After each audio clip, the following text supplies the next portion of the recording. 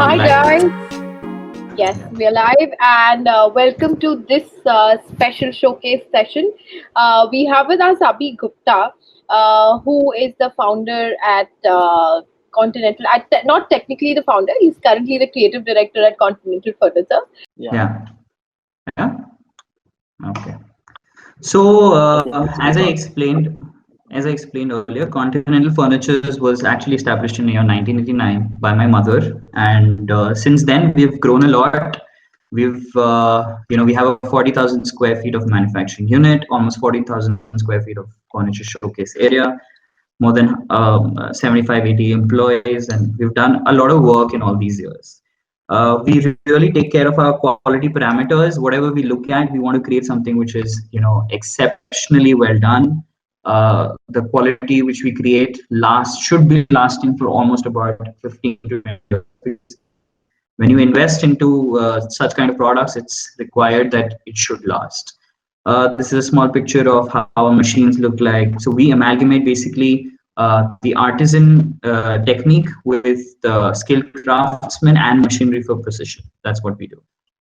See the Great. different kind of prestigious clientele that we've had over years, and so many of hotel projects, because yes, of course, they are very well known, and so many of residential projects. But then because it's a personal project, you don't get to really have that kind of a marketing out of that. So Great. this is the kind of hotels that we've done. So we did this long time back. This is a Fairmont hotel, which is the only Fairmont in India. And the In beds that you Jaipur. see over here, yeah, the Jaipur one, the beds that you see over here, all the furniture which was there was amalgamated by us. It was basically done in that classical era, and all the rope design that you see on the sign at posts is a French colonial design. This is Great. another picture of that. When you see different kind of fabrics also used. So our input is not only related to the furniture that we do, but also the finishing and the upholstery that we do. We don't manufacture upholstery, but we do suggest them that how you should go about it. This is the Samod Haveli. So this was one of our first projects that we tried the metal objects into it. So all the chairs that you see that are there has been manufactured by us. It's all been gold painted because that's how they want it. The techniques that we've used over here is metal turning and metal molding, which is done by hand. So all kinds of moldings that you see is always done by hand in this particular process. You also see on the right hand Mm. side image, you see the chairs. Those chairs, the metal has been interwoven with each other. So that gives that kind of an effect. This is their suites that you see. This was also the post everywhere when you see these postal beds. These are all inspired from the Portuguese and the French era, which was there in India.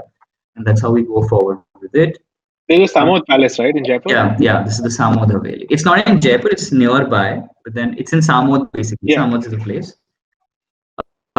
This is one of their suites, which is completely into colonial. So with the back headboard that you see, the motif in the middle that you see is what defines the colonial period. This is the Devi Ratna, which was recently featured internationally. It's done by Mr. Chittawala, who's a very renowned architect. So all the furniture that you see, the chairs and the dinings and everything is all done by us.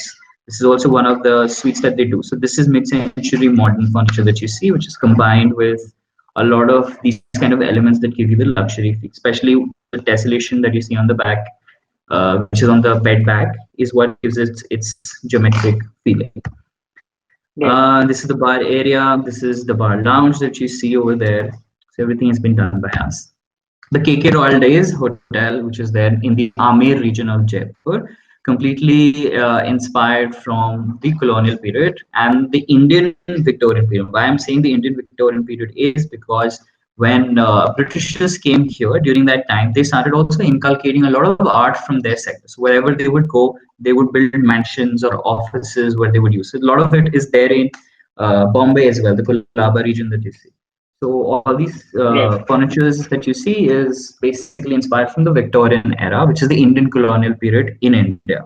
It's the Indian classical style. This is again their bar lounge area, the suites that are there inside. This is the Rajasthani Resort. So this is something that we completed almost 2 years back. This was basically to display all the ethnic thing which is there in Jaipur, all the ethnic crafts and everything. So there's the usage of silver leafing that you see on the bed back. You also see different kinds of structure which are there. The side tables are all painted, but the back was done in silver foiling. This is another. Very This is rich. their this is their tents that you see. So in their tents, you see all these postal beds. This is not actually French. These are inspired from French, but then this is very Indian aesthetics. All the big posters, ends that you see are very Indian ethnic during that time. This is completely gold leaf. This is the presidential suite, the presidential tent, as they call it. And you see all those gold leafing, which is done on the top. This is done by one of our finest craftsmen, which is there in our company. And we've been associated with these craftsmen who work for us permanently for almost 20-22 years. So we have this thing of continuing forward with those kind of techniques. So this is Chowki Dani. Everybody knows it probably. It's so famous that way. Yes. And Yeah. so this is their lounge. This is the lounge area. The second one is their dining area, which is for the hotel, where you can actually sit and eat. So all the chairs and the tables that you see over here is done by us. Uh, this is their French curtains with Indian classical furniture. So they wanted to, because they have a lot of foreign clientele that come there, so they wanted to mix the Indian classical feel with those kind of sheer curtains that you see all around. Uh, and okay, so before I move on to the next, so all the products that you're going to see have been curated in the sense of we do go towards different inspiration and try to amalgamate that. We also do pick up some common designs that you see and try to see if we can actually tweak something into it, some feature into it that can actually narrate it very well. So the first one that I'm going to show you is inspired from the Greek era. On your left side, you see is two cupids holding on to a tree, which really wants to let go of them because that time, the Greeks were a lot in trouble, and there were a lot of myths about God-fearing intervention that happened during that time. So this is a scene from that. Right. This is a console that is there in one of my clients' houses. So this is our foliate collection that we just launched about 3 days back, 3 to 4 days back. And this is basically heavy carvings, which is done into gold foiling. One of our clients really wanted something heavily carved. So we took a lot of inspiration from the Edwardian era, and we picked up a lot of rose flowers from that era. And we tried mix matching and try to tessellate it further into different objects. And one of the sofas is what you see here. Even the fabric that you see is completely into that kind of timeline and full of the flowers, the rose flowers, which Roses and resonate with motifs. the carving. Yeah. Okay, so moving on to something which is a little contemporary. So this is a puffy that. So this is one of the puffies that we just made for one of our clients' dressing, and the motif on the left side, the whole cuts that you see is inspired from the Art Nouveau sector, where you have organic, transformations, organic structures.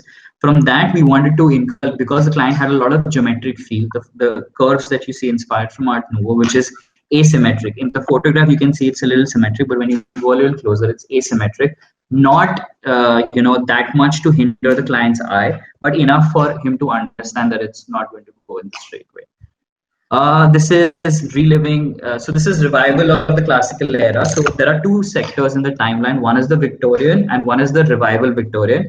Victorian is super heavy carved, where you see Queen Victoria's table and Queen Victoria's chair and her whole palace, the Buckingham Palace. But the revival of the Victorian area, where people started picking up small motifs, small sectors, and tried focusing on that instead of carving everywhere else. So that's how we made this chair. Right. Uh, Right. this is again very modern. We used antique gold foiling into something like this, and inspired from the Minnie Mouse. So this is for basically my client's daughter, who was fairly young. She was, I think, 14 years old, and she wanted a chair like this. So she said, "I love Mickey Mouse and Minnie Mouse, so if you do something like that." So we did this, and on top of this, we had a very fur kind of a structure, fur kind of fabric, which was there for her to keep, just to give a little more cushioning. But the back always resembles that Minnie Mouse. Right. Cubism, yes, one of the very talked about movements today, where of course it lands into the Art Deco movement, which is there, but then in itself it defines a lot of structures that you can see here. A very small cuboid, truncated into different curves, and then emptied from various perspectives is what we're looking at. It's a dining chair where not people recognize the solid rigid structure. You can also with the structure you can list it into the brutalist movement as well, but then cubism is what really we went for. The Aztec chair. So we wanted to create something very simple and very early for that matter of fact, but give us a touch of continental. So we made a very ergonomic chair. The angles that you see of the back is about 103 degrees, which is very good for your back to sit on. It gives you that kind of a feeling. The foams that are being used, the fabric which is being used is the fabric which is used is the linen fabric that you see. The foam that you see inside is an HR foam mixed with memory, so it gives you utmost comfort. The motive that you see is from the Mayan civilization, the Aztec civilization that you see over there. It's one of their temples that you see this motif that we picked up from. The Victorian revivalist, again, what you see, as I explained earlier, very different motifs that you see. The top motif that you see is there in Queen Victoria's office desk. So we picked it up from there, and we started using it at various places. Morphology. So it is one of my favorite topics and the word that we coined here in Continental. A lot of motifs that we see Okay. around the world, we just take one as a design process. We just take one small element of it, and we try to scale it up as much as we can. So there's an exercise in design where you scale a particular thing up right and center. So when you scale it up to that level, can I make a center table out of it? Then I scale it further, can I make a console out of it? Then I make it further, scale it up, can I make a bed panel behind you out of it? So that is the whole objective behind scaling. We take different motifs from different periods. Like the motif that you see on your right hand side is the motif from the Edwardian era. The left side is fairly modern, that you see a very well renowned curve that is there, quite common. This motif that we use on the right hand side, we sort of scale it very enough for it to become a console. See, you can see different kind of tessellations that is there. So you only choose one element, which is on your diagonal sector, and then you try and tessellate. This is the kind of carvings that we keep doing. This is, mind you, is the top for a dining table that somebody wanted. And there's glass Wow. top on this, so you can keep seeing different variations of it. So this was my first design that I did myself when I came back from college when I joined Continental. So it's a very mid-century modern. The usage, the seating area is actually not a sturdy, part of it. It's nevar, which is very well used in all the sofas that you see to give that kind of a cushiony feeling. So you sit on it. It takes a weight of about 150 kgs, and we use memory foam cushions on top. So if you sit it, it gives you that kind of comfort. But these cushions are very thin in nature. The main comfort that comes out of it is when you sit on it, the spring action takes the shape of your back and your hips. When it does that, it is as comforting as it ever can be. I have had clients who sit on it and they never get up. So that kind of comfort it provides. Egyptian entomology. So Egyptian period had a lot of study of insects. Different skates, different crabs. There's a term that they coined for one of their insects called scrab, which is the small insect, the bug-like insect, which is like a leech. So Egyptian has a lot of these small insects that are very well renowned. So taking inspiration from one of them, we tried creating this chair, especially the side sector. So all the scales that you see on the side with up and down and joint feeling is what you see on those It looks like a centipede. yeah, it's not a centipede. Centipede has different kind of interaction. I was seeing, I think one of the person did it. No, I think Nishita was the one who created the centipede table. Yeah. Yeah.